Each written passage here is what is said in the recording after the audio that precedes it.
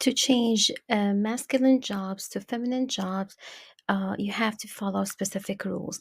First rule is that you have to look at the ending of the job in the masculine form.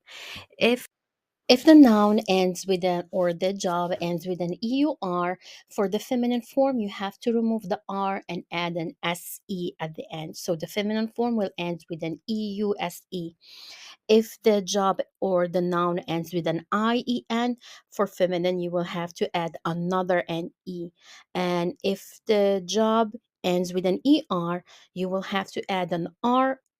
Sorry, you will have to add an E at the end and then put the accents on the top of the E before the R.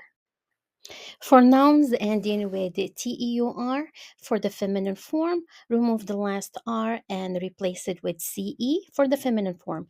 And then most of the nouns, we add an E at the end for the feminine form. Just keep in mind that there are some jobs that we keep them as they are.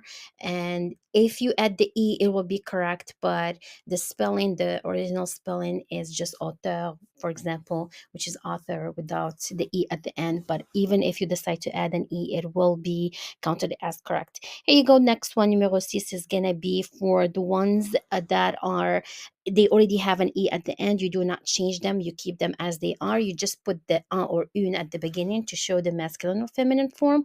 And there are, of course, always, when we have rules, there are always exceptions.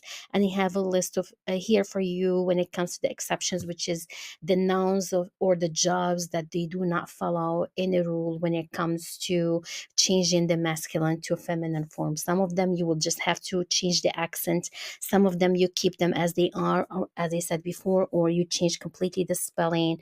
And some of them you're gonna just add an E with an accent at the end. Take a look at the list, and these are the rules when it comes to changing the masculine to feminine jobs in French. Merci. Au revoir.